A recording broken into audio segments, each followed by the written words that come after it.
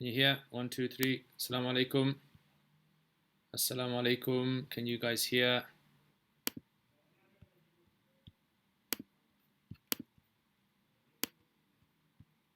Okay. Can you guys hear now?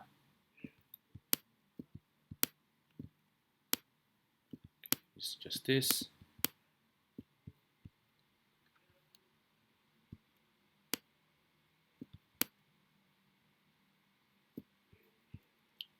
All right. Let me know if you guys can hear properly now. Okay. Wa alaikum assalam wa rahmatullahi wa barakatuhu. Alhamdulillah. Finally, I got this running. Sound should be working now. So, anyway, tomorrow we have Khatam Bukhari. So come down, inshallah, at Sufa Institute where I teach. So our third batch is going to be graduating. And Bukhari Khatam, if you guys don't know, it's basically when you do the whole Alim course, the last book, or one of the last books that you study, is a book called Sahih al-Bukhari. So you cover the entire thing. And so this is like a book which is considered to be like the cherry on top. So it's a tradition for many, many years. Scholars have had this tradition of when you complete the Sahih Bukhari and you finish it, you have a ceremony. So there's going to be a ceremony tomorrow for the completion, the graduation of our students. So there's some men and there's some women who are going to be graduating. Alhamdulillah, alhamdulillah. It's a big ni'mat from Allah subhanahu wa ta'ala that we have this tradition of teaching knowledge, spreading knowledge. And if you think about it, from all the way from the beginning of Islam, this idea of learning and teaching has been something that's been inculcated in our societies. We are a society of ilm, we are a society of knowledge, and we should continue this. There should be more graduations, there should be more people. Unfortunately, we don't always get that. Yeah, they'll give me food, inshallah. There's going to be food, hopefully, inshallah, there's going to be food. And if there's no food, Tahmeed, I will feed you, bro. I will take you and buy your doner kebab. Yeah? Buy a doner kebab, bro. Some good one. Yeah, not some like a messed up one that you eat and then you gotta drink like 10 cups of hot tea. No, bro, that's it. You said it now. You said it. So alhamdulillah, make dua for these guys. They're graduating. And personally, this idea of graduating, I think is a good thing. However, sometimes if it just becomes a ritual where someone who graduates, they don't really have the qualifications, then I'm not happy with that. So that's my own personal preference. That qualification should be proper qualification. The student has to qualify that they can teach other people the religion. You're happy, like if I teach someone and I'm really happy with that student, I want to tell everyone publicly that this student of mine, I'm happy for them to teach the religion. Right? I'm comfortable that they understood the religion properly and they can go out there and become teachers and further their knowledge and teach the religion as well to other people in various ways. So this is basically what qualification is all about. So when you have this concept of ijaza in Islam, ijaza means that the teacher is happy with them. Like the Prophet ﷺ being happy with certain Sahaba in their knowledge, gave those Sahaba a certain status. So sometimes he would say, if you don't find me, go to Abu Bakr. Yeah, and he would tell Abu Bakr to lead the salat sometimes, or ask so-and-so, ask Ibn Mas'ud, or ask Ali radiallahu anhu. So this was like a kind of implicit sort of permission, authentication. So this is what we're doing. We're authenticating students. We're kind of stamping them and saying, these guys are legitimate people that we're happy with them to teach the religion. And I got my ijazas from my teacher, right, in various sciences. And they got it from their teachers, and they got it from their teachers. So we have this tradition, this chain that we're carrying. Right, so this is what Khatam Bukhari basically represents. So are there any special people that are coming down? Yes, there's going to be Sheikh Mufti Ibn Adam, you might have heard of him. Mufti Abdurrahman Manghera from White Thread Press. And a Sheikh many of you might not even know about in England. His name is Dr. Khalid Mahmood, Sheikh Dr. Khalid Mahmood, who is a very, very knowledgeable scholar, very old as well, maybe in his mid-90s, but he's extremely knowledgeable. But unfortunately, because a lot of people don't know about him or find it difficult to get access to him, a lot of people are unaware of his works. So he's got some very good works out there. So he's going to be coming, inshallah. He's going to be doing the Khatam, inshallah. Me, I'm the special guest. Yes, yeah, I'm a special guest. specialist. I am the specialist. I'll be doing a little talk as well, inshallah. I'm going to be doing a talk on the virtues of Donna Kebab. No, I'm going to joke. Okay. Yeah, so basically what happens is when you finish, the ceremony is going to be from 4 o'clock onwards. It can last a long time, but the whole ceremony itself of the finishing of Bukhari is only going to be for about half an hour or so. Yeah, there's going to be other speakers who are going to be giving talks. So come down if you're there. It's open to men, women. Yeah, you can come, inshallah. Come down, inshallah. Anyway, so how has everyone been? Has everyone been good?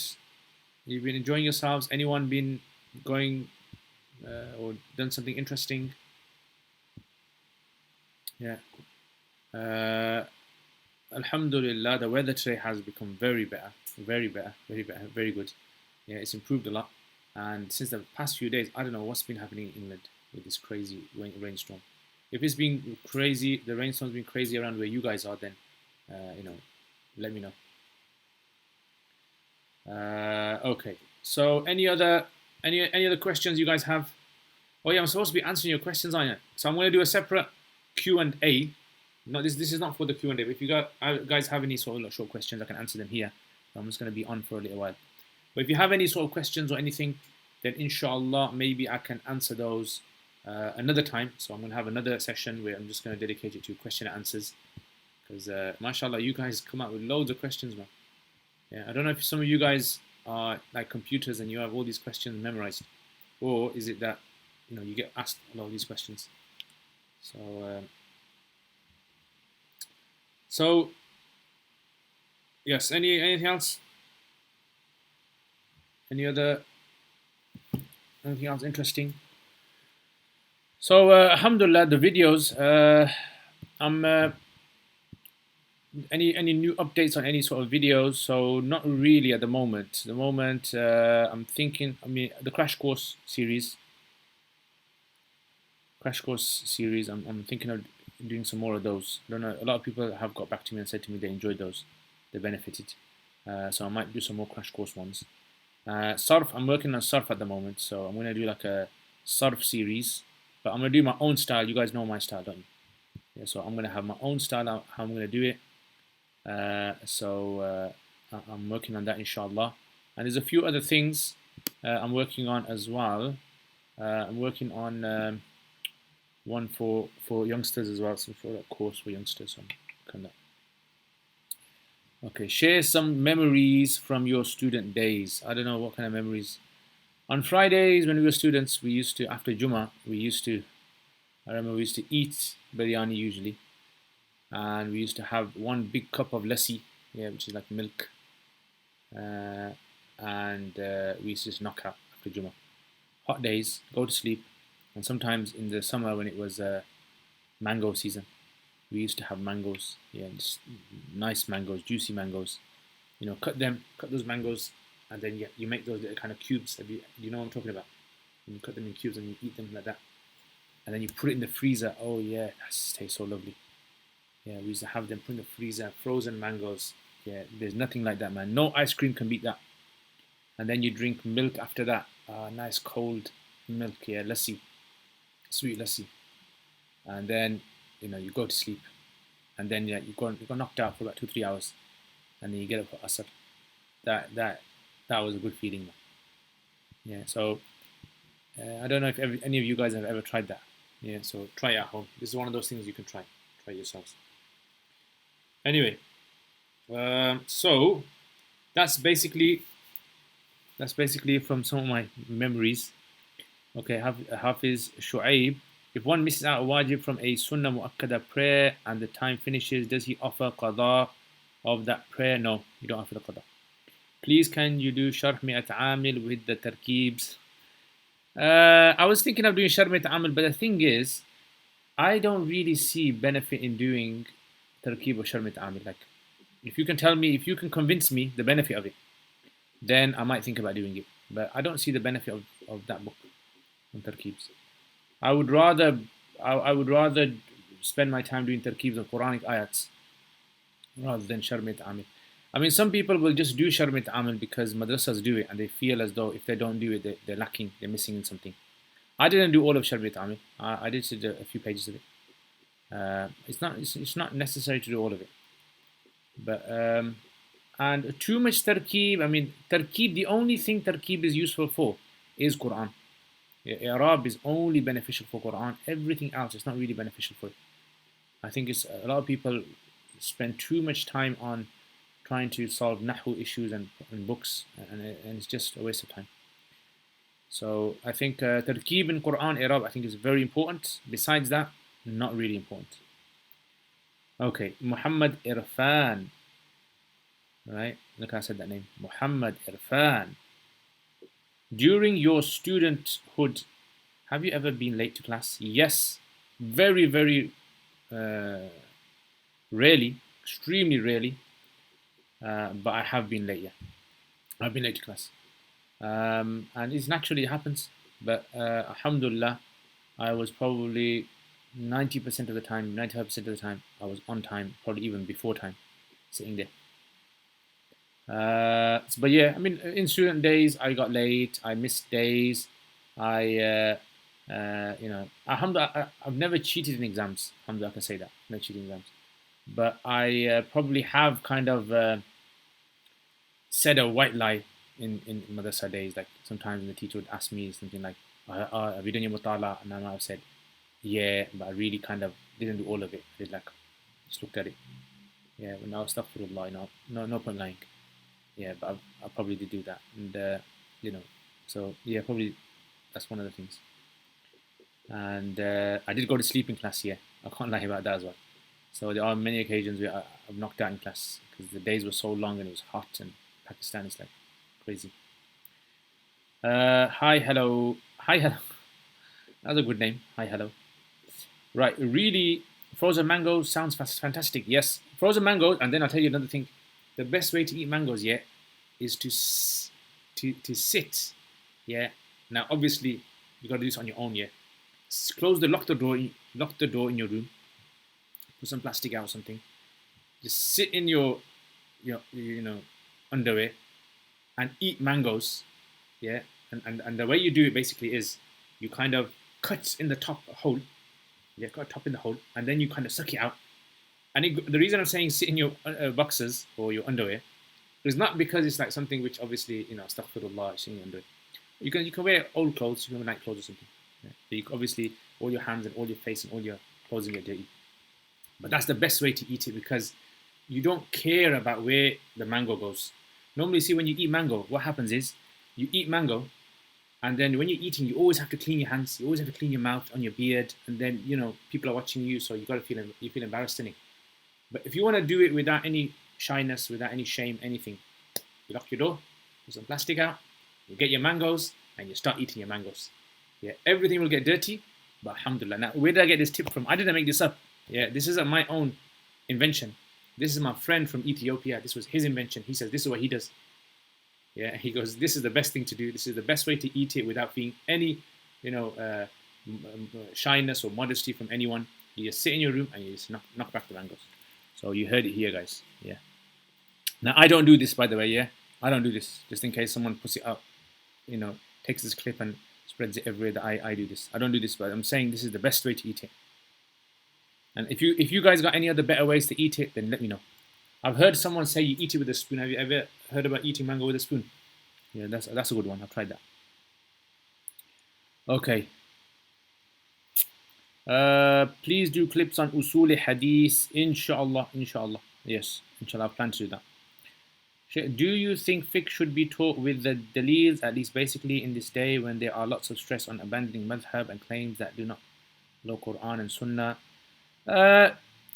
Yeah, definitely. I think fiqh should be taught with understanding. Dalils, like when you study fiqh, like some people will ask me, what's the dalil for this? What's the dalil for this? What I like to do is when I explain fiqh, I like to explain to the person where the scholars get this from.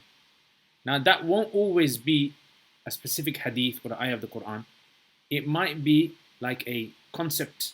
So it might be a concept which you have to understand. So I have my own way I teach fiqh, yeah, and how you go through the fiqh. And if a person studies fiqh in a structured way, then I think that person would understand and appreciate fiqh a lot. Yeah, but it has to be done in a structured way. Yeah, so a structured way is the most important thing to study fiqh.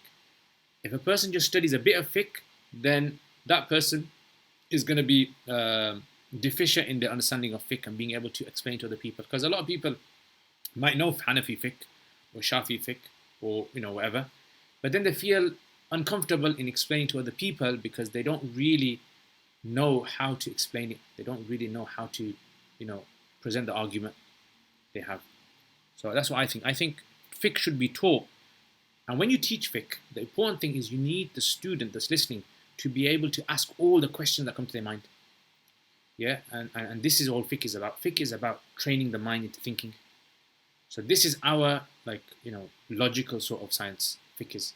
So you explain fiqh, you let the student ask questions, you have like discussions in class. That's what helps the student become stronger. Just studying fiqh, like a person self-studies fiqh, I think that's not the best way to go about it, because it leaves a person in a lot of questions that they have unanswered. Have you heard of what's been happening in Sudan, Sheikh? Yeah, very sad, subhanallah. May Allah subhanahu wa ta'ala help the Muslims over there. Very sad about situation there. And in other places as well, we have to make dua for our Muslim brothers and sisters around the world. May Allah help them. Tips, please, to read Arabic without harakat. If you want to read Arabic without harakat, get yourself a teacher, even if you have to pay him, and ask him to listen to you read any ibarat and to correct you. That's the best thing. That is the best way to do it. Yeah, maybe a local imam or maybe someone in your mosque. Ask them to listen to you, and even if you have to pay them, I say, pay him. It's worth it. And if you do this every single day, 5 minutes a day, 10 minutes a day, do this for 2 or 3 months, and you're going to see how well your ibarat improves very, very quickly. Wa alaikum assalam, Zainab Usman. Okay, Byron Lumley. Have I said your name right? Yeah, I hope I have. I probably haven't. Can you explain why so many Muslims have beards? What is the reason? Right, so why do so many Muslims have beards? Well, the Muslims, they follow their Prophet Muhammad, peace be upon him. And the Prophet Muhammad, peace be upon him, he said in his time, he said to the men that keep beards, keep facial hair, so that you distinguish yourselves from those in the community that were non-Muslims. So in other words, the Prophet Muhammad, peace be upon him, he wanted Muslims, the men, to distinguish themselves from other people. So he encouraged them to keep the beards. And this was also considered to be something which is manly, and this was something that would distinguish them from women as well. Right? So you have like a manly, in the community, men should behave manly, not only in their character, but also physically as well. So the clothing they wear should be distinct from women's clothing. Even the facial hair, they should let it grow. How long should it grow? That is a different opinion amongst the Muslims over the years. So some Muslims would say, as long as there's a bit of facial hair on the face, that's okay. And other Muslims would say, no, it has to be quite long. It has to be long that you can call it a beard. So not like a stubble. It has to be a bit long like a beard. Right? And some say, no, it has to be at least on the jawline. There has to be hair on the jawline. Right? And some say, no, just on the chin. So you have difference of opinions over the years of Muslims of how the facial hair should be. I hope that's answered your question, Byron. Yeah, I said it right. Yeah, alhamdulillah. Okay, do you have any idea of teaching Aqidah? Do you have any idea of teaching Aqidah? Are you asking me, do I teach Aqidah, or are you asking me how I teach Aqidah? I don't understand the question. Son Goku. Son Goku, have I said the name right? Is that your name, or is that a pseudonym? Assalamu alaikum, Ustad. Salam. How do you think we should be dealing with RSC as a community? I don't think we have tackled this correctly, and unqualified people have been leading process. In reality, I'm not really qualified to speak about this, because I don't really know how it all works, the school system works, and I don't know how much room there is for protesting and what kind of arguments they're presenting, and I don't know the legality behind it. So I'm not the best person to speak about this. I think the person who should speak about this should have a good understanding of Islam, and at the same time should have a good understanding of this legal system in the UK, yeah, especially education system, so that they can give a very balanced and correct position.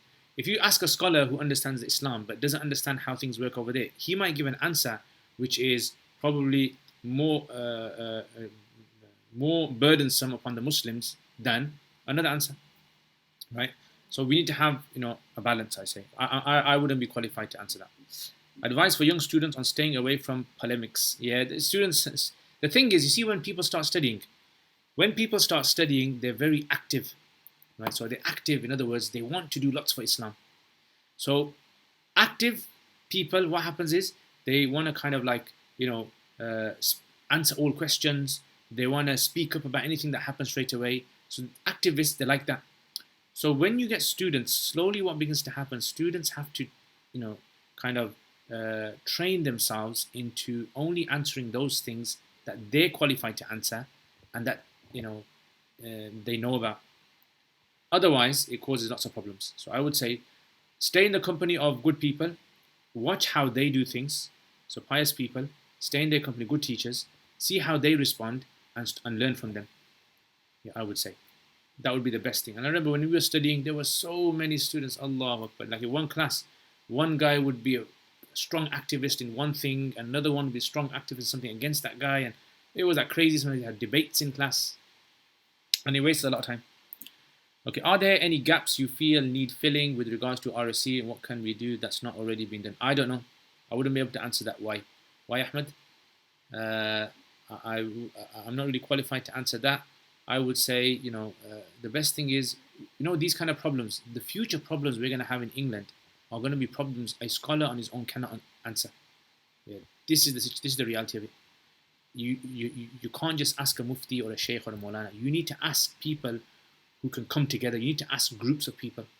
There needs to be more like sort of group initiatives, you can say. Yeah, so group initiatives is the next thing that we need. We need ulama, scholars from different backgrounds, Deobandi, Brailwi, Salafi, Shafi'i, Hanbali, all sorts of groups come together, and we also need academics as well in other fields. Yeah, doctors, medics, psychiatrists, people are working politics, and solve our problems. So we need to solve our problems in a group way, yeah, rather than individually. Every scholar just. What happens now on social media is one scholar says something, so everyone's posting what he says. Another scholar says something on RSC, everyone's posting what he says, and like it's like people are just trying to put their scholar or what agenda that they have in their mind. They want to put that forward. What we need is we need a group of scholars in the UK to come together, sit down, whatever comes out of it, they need to speak about it. Yeah, I think we need to leave it to them. Okay, screen name, yes. Okay, alhamdulillah. What does it mean? What does Son Goku mean? Is that some sort of one of those Japanese cartoon characters? Andreas Al Faranji, sorry, I just came in. Maybe you answered the question before. With which tools are you doing the screenwritings in your video? Tablet? Which one? Yeah, I'm using a tablet. It's called Wacom. So if you Google it, Wacom tablets, I use that. I don't have it on me now, but it's like a tablet with a pen, and you connect it to your computer, and you can write, and it writes on the screen. It writes on Paint. You can use any Paint software. Okay, Anonymous, Assalamu alaikum. How are you, Hazrat? Alhamdulillah, from Karachi. MashaAllah, Ahl Karachi. Kya hal hai? Theek tak. Yeah, MashaAllah, Ahl Karachi, very nice people. And they stay up late as well. Ahl Karachi, they go to sleep. They don't go to sleep before 1 or 2 o'clock. A lot of them. At night. What is your stance on good bid'ah? Outcome is all the same. Yeah, so I don't really see any sort of like difference in the outcome of the bid'ah idea. It's all the same anyway. I mean, if there is a difference, let me know. If there is some sort of like a difference in thing, it just simply means if you believe something to be part of Islam, which is not part of Islam, that's a bid'ah, right? So if I believe there's a sixth prayer and I believe that's part of Islam, that's wrong. But the wording semantics plays a lot of in when it comes to bid'ah. So someone will say this is a new thing in Islam, but they don't mean like it's a new thing in Islam. What they mean is like a new thing that Muslims were not exposed to before, right? Like for example, having a Islamic university. This is like a new thing that Muslims were exposed to before. So I don't see any difference in the outcome. How to approach Islam in a neutral perspective? Is following a madhab make us biased on how we view the sources of Islam? Following the madhab is, I think people think following the madhab is like a football team. Yeah, that you have to kind of have this madhab, and then if you support this madhab, it's like supporting Liverpool or Manchester United or Chelsea, and then every time you look at another madhab, you're always going to base them upon your own like team. It's not how it works. The idea of a madhab is to make ease for people to understand the Sharia. If it wasn't for the madhab, people would have found it extremely difficult to answer their problems, basically. So the madhab is like basically a system that's set up in order to be able to take the sources and to try and solve problems. That's what the whole point of a madhab is. And there was lots of madhabs in the past. That's what they were all trying to do. They were all trying to take the sources and trying to resolve people's problems. So a madhab is like indispensable. You need a madhab. It's not possible for a person to answer problems that we have in society today without a madhab. You need 100% madhab. Yeah. What does the Quran say about atheists? The Quran talks about people who don't believe in God. Like, the Quran talks about people who don't believe in God, people who distort things about God, people who attribute things about God that are not there, people who believe in God, all sorts of people. So the Quran does not the Quran does not speak about a particular name of people. It talks about the content. Yeah, it talks about people who do this, and under that could fall atheists, could fall Christians, could fall other groups as well. Yeah. So when we say, is the atheist mentioned in the Quran? Yes, they are, but they're mentioned by the concepts in their belief system. The concepts of the belief systems are mentioned in the Quran. What should be a role of an English-speaking imam? Is it enough that they just lead salah and teach kids? It differs from masjid to masjid. Imam simply just leads salat, but obviously, the demands of the community would dictate what kind of person they need. There's many things in the community that they don't need an imam for. They might need another professional. Yeah, so it all depends. Okay, Dragon Ball Z character. Yeah, I've heard that name, Son Goku. Alhamdulillah, aap sunaye. Alhamdulillah, I'm very good. Jazakallah khair. Did you study any works in Urdu? No, I didn't study any works in Urdu. All Arabic books. I mean, in the madrasas, they just teach Arabic books. In nearly all madrasas in Pakistan, it's all Arabic books. Yes, in the first year, they teach some Persian books, Farsi. But I did it through all Arabic. Don't you think that Orthodox Sunni Aqidah regarding seeing Allah in the afterlife is contradictory, as if Allah is free from place, direction? How can you see Allah? Allahu A'lam. I mean, it's a very long discussion. I don't think we have time for that. Okay. Your Urdu is great, mashallah. Jazakallah khair. My Urdu is not great, but you're a very nice person. Who are the biggest Hanafi ulama of our time? The biggest Hanafi ulama. Tahmid, step in please. Quickly, say something. Who are the biggest Hanafi ulama of our time? Now, I would say the biggest Hanafi ulama of our time, it depends what you mean by big. As in, nowadays, different Hanafis specialize in different fields. Right? So you have some Hanafis who are specialized in business, some Hanafis who are specialized in Hajj, some Hanafis are specialized in nikah, in judicial issues. Hanafis nowadays, you're not going to find a Hanafi who knows all the Hanafi fiqh at the most highest level. You're not going to find that. Right? What you will find is someone who can specialize in one area a lot. So for example, imagine there's like 10 steps of the Hanafi madhab. So there's going to be some Hanafis who are the highest level on step number 10 in certain areas of fiqh, and in other areas of fiqh they're going to be less than that. So this is why it's difficult to gauge, right? Like that. It's not like a football team who is the best football player in the whole of the Premier League. It's not like that. So you can't say, who is the best. There isn't anyone like to say that they are the biggest or the best. You can't. It's not like a competition. Okay. Hanafi ulama. I mean, when it comes to Hanafi ulama, a Hanafi alim. When you say Hanafi, you mean in fiqh anyway. Yeah. When you say particularly in fiqh, you mean in fiqh. Like, there's no point being Hanafi in hadith, because hadith requires a scholar of hadith. Does that make sense? So sometimes what happens is someone thinks that this guy is Hanafi and he's an expert in hadith, therefore him being a Hanafi has made him an expert in hadith. That's not the case. Him being an expert in hadith is because he's an expert in hadith. It's got nothing to do with him being Hanafi. Or him being an expert in Aqidah has nothing to do with him being Hanafi. Hanafi is to do with fiqh. Alright, next question. Can you do a Urdu lecture? Sheikhs of UK speak sweet Urdu from Chennai, South India. My Urdu isn't the best. Have you heard Pathan Urdu? Have you heard Pathan speak Urdu? Yeah. My Urdu is like Pathan Urdu, right? So if you wanna have an hour of comedy, yeah, and you wanna be entertained fully, thoroughly, yeah, then I'm ready for that. But my Urdu isn't the best Urdu. So I didn't, when I was in Pakistan, I was there for 9 years. I didn't really focus too much on my Urdu, improve my Urdu. I learned quite a lot. I can read Urdu, I can understand Urdu, no problem with it. But it's just communication. Sheikh, I'm having difficulty in learning vocabulary of book Lisan al-Quran. Any tips? Yes. What is your method of memorizing words? Tell me that. How do you memorize words? You're speaking to Sheikh al-Kabir over here. Bro, Sheikh al-Kabir. That's the way, bro. Tahmeed. I'll slip you a $5 next time in lesson. Okay. Hafiz Shu'aib, any plans on making any Hajj videos? I'm thinking of making one, but I don't know at the moment yet. I've just been a bit busy. A final question. Does the Quran say anything about apocalypse or end of the world such as other religious texts do? No, not really. The Quran doesn't. The Quran says that the world is going to end. So the Quran does talk about the destruction of the universe. The universe is going to end. But it doesn't talk about like there being a great battle or there being some sort of like, Armageddon. It doesn't talk about that. Like the Semitic texts talk about. There's nothing in my knowledge about that. There might be some subtle indications, yeah, but not like anything specific. Ronaldo or Messi or Abdul Hay. Should have said that.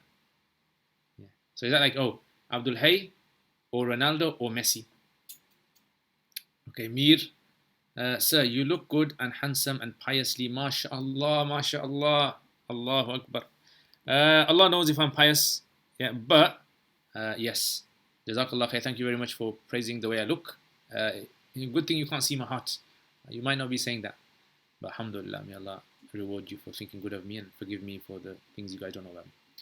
SubhanAllah, is fiqh really that deep? Yes, fiqh, I guarantee you, fiqh is so deep. Think about medicine. Imagine, is there a doctor that is an expert in cardiology, is an expert in neurology, an expert in pathology, an expert in being a GP, an expert in gastronomy? So is there a doctor in the world who you can say is an expert in all fields of medicine? No, there isn't. That's why the scholars are the same. There is no scholar in the world at the moment who is an expert in all aspects of Islam. Yeah, you might think so because when you hear him, to you, it's like, whoa, this guy knows everything. So your gauge, your measure is simply as long as someone can quote an ayah of the Quran and answer questions, and it seems that he knows what he's talking about, you might think this guy is an expert. But when another scholar who's kind of very well versed in a particular science listens to this guy, thinks, you know what, he's making a few mistakes here, or he's not really talking at a deep level, then they know. Yeah.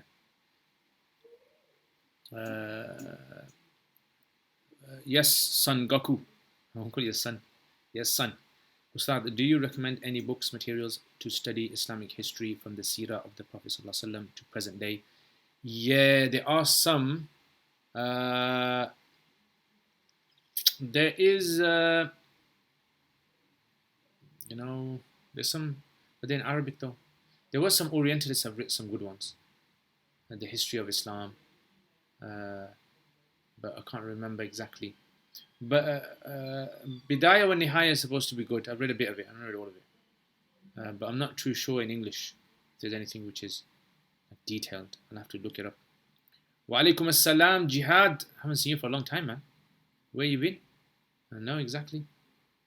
Yeah. So I hope you're well. Hope you're doing good. Hope Ramadan went well. Okay, Anonymous. Right now, I'm just listening to learn the words list and the end of each lesson and then solving the exercise related. Yeah, okay. So what you can do is every day, take 5 words, yeah, in a sentence and write them down. And then keep them with you and just keep looking at them throughout the day. So take 5 words and put them in a sentence and then learn that sentence. And that way, that word will stick in your mind. Try that. If you can do more than 5 words, up to 10, but don't do more than that every day. Do we have any books on the order of revelations of the surahs of Quran, any attempts to make by as-Salaf? Yeah, there are. If you read Tafsir Tahrir al-Tanwir by Tahir ibn Ashur, every surah he mentions which order this was revealed in. So the tafsirs do mention it at the beginning of every chapter. Ustad, you just got called handsome and pious. Don't give him nazar, folks. Bro, don't worry, guys. I've got a nazar filter on my camera, yeah? It's a new thing. A nazar filter. So basically, if you guys say anything good about me, it kind of goes through there. It gets cleansed out, and I'm protected from it. Okay. Anyway, was Imam Abu Hanifa weak in hadith? Allahu Akbar. I remember one guy, he said, there was a guy that says that he only knew 17 hadith, Abu Hanifa. So someone said, subhanallah, imagine Abu Hanifa knew 18 hadith. If he knew 17 hadith and he was so famous, yeah, imagine he knew 18 hadith, bro. Yeah, he would have been killing it. Okay, make sure, no, he was expert in hadith.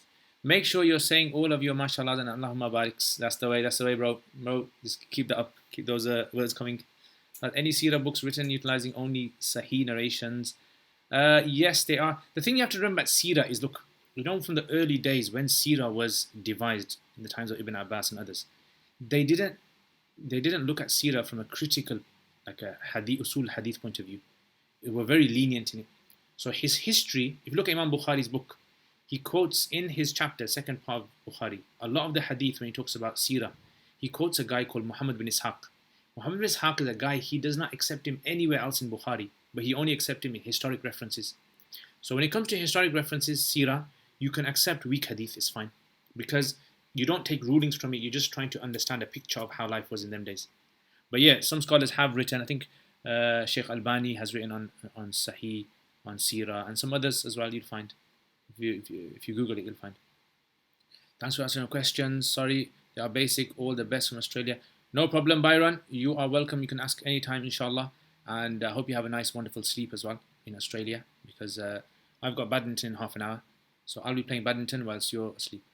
Abrar, wa alaikum assalam. Can we read more than one dua in witr? And what do you recommend that we read for the most blessings? Yeah, you can read more than one dua if you want. But it was sunnah to read one dua. It's more preferred to read one dua. You can read Allahumma hdina fi man hadayt wa afina fi man afayt. You can read that as well. There's two du'as that the Hanafi books mention. Who named the surahs? So the surahs named are, there's a whole little science of that. You can read Itqan, he mentions in there, Imam Suyuti, of why each surah was named and where we get this from.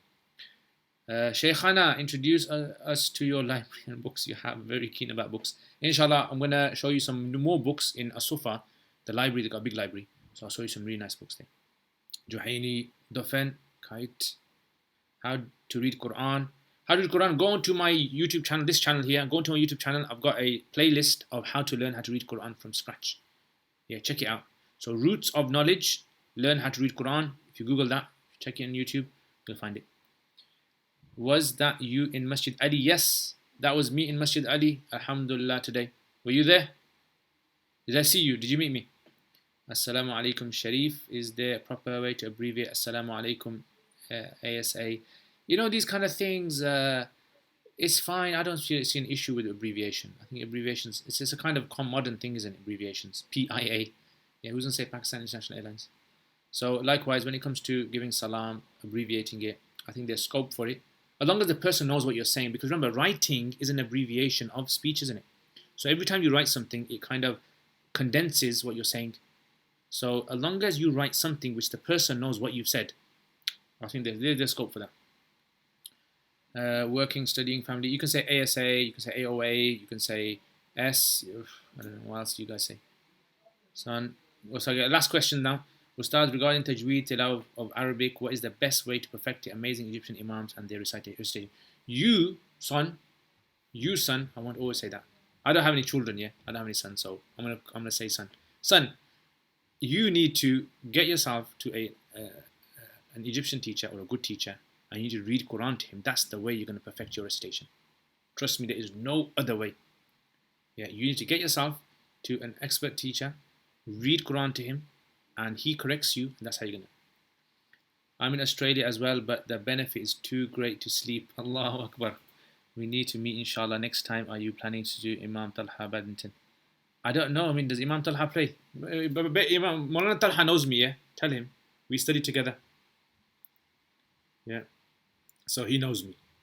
Talha. We studied in the same place for a while.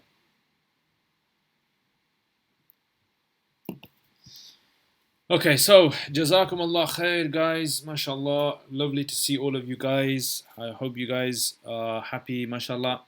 And I don't want to go, but it's a choice, guys. Either I'm going to sit with you and answer your questions, yeah? Think about this. Or I'm going to go badminton.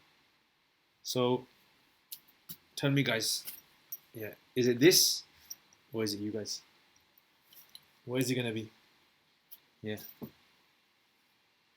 Yeah. Jazakallah khair. And just a reminder, come down, inshallah, if you're here, come down tomorrow. Maybe you can meet up or something as well. I'm going to be here. I'm going to give a talk. Yeah. And, we can meet, inshallah. And maybe we can eat something as well. Yeah. So I'm thinking maybe in the future, if you guys tell me where you guys are from, and if I do happen to be in your cities, maybe we can meet up sometime. Yeah, if you're in some cities, and maybe, I don't know, if I go London, if any of you guys from London or up north. I'm in Birmingham, obviously. Maybe we can have some, now and again, some meetups. It'd be good. I think it'd be good to meet up. Yeah, we can talk. We can, have some food or something as well. Yeah, that'd be a good thing, inshallah. Isha Azan, yeah? Allahu Akbar, mashallah. And here it's still Zohar time. Yeah, bro, son, thank you very much for making dua for me for that. And inshallah, today I am going to beat the enemies. Not the enemies.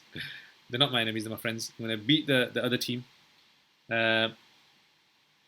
Yeah, bro, son Goku, if you want to play me in badminton, do you know what you're saying? Yeah, I'm going to, remember this statement of yours. Is that your professional badminton bat? This is called a badminton racket, not bat. This is a racket. So this is basically one that, I've got quite a few. This is one of them. It's quite good. Alhamdulillah, it's not the best one I've got. Obviously, it's all about this, isn't it? Yeah, it's not about the racket. It's all about the hand. Yeah, it's about the hand, guys. So this is one of those, and this is a shuttle. This is a shuttle. So if you've ever seen, this is a bit slightly, a bit old. Anyway, Jazakallah khair, guys. Thank you very much. And check out my videos if you haven't checked out my videos. If you haven't checked out my YouTube channel, check out my YouTube channel. Share it with all your friends and family. Tell me what kind of videos you guys are interested in that I can make. Inshallah, tonight you're gonna have one Balagha, Surah Naba, inshallah. I think it's lesson number 15 or something. Lesson 15. Yeah, yeah, Tahmid, you best repent. I know where you live now. I can say that to you. I know where you live, Tahmid. Yeah. Just watch it, bro. Just watch it. Alright, guys. So, Jazakallah khair, guys. I hope I haven't offended any of you guys. If I have offended any of you guys, I apologize. But, this is how I am. I like chilling out with my friends. And, it's enjoyable. Jazakallah khair, Muhammad Irfan. Thank you very much for the du'as. May Allah reward you. Let me know what kind of my videos interest you, so I can make more of those. Let me know. Yeah. Thank you very much, guys. Jazakumullah khair, and have a wonderful weekend. Oh yeah. I'm thinking of, what do you guys think? Do you guys think I should have a tafsir class this Sunday, continuing on Surah Mulk? Let me know quickly, so I can advertise it. Otherwise, if not, then I'll just leave it out. So let me know on Sunday if you think I should have a Surah Mulk continuing from where we left off. Should have one of those because we've got a bit left. And I did promise you guys that I would continue the lessons, but I didn't really say exactly when. Crash course, yeah. So I'm thinking of doing a crash course, yeah, on different topics in Islam. The list is long. Allahu Akbar. You are the man. Nafil, you are the man. Okay. You are the Nafil. Yeah, Nafil means like extra. Yeah, you are the best of the best. You're like that extra thing. Okay, so Jazakallah khair. Thank you very much. And you can leave them in the comments, inshallah, because I'm going to turn it off now, inshallah. And hi, hello. Thank you very much for attending today. I think it's the first time I've seen your name on there, unless you're someone else. You've got multiple accounts. Yeah, but Jazakallah khair. I don't have any issue with the pseudonyms. You can have your pseudonyms, alhamdulillah. But if I know you, your real name personally, then I can make special dua for you, and it becomes more personal as well. Yeah, so I don't mind. Son Goku. Yeah, I don't mind your name. Your name's a cool name. Yeah, it's a slick name. But hi, hello as well. Jazakallah khair for attending today. Thank you very much, guys. And okay, so I'm off. Assalamu alaikum wa rahmatullahi wa barakatuh.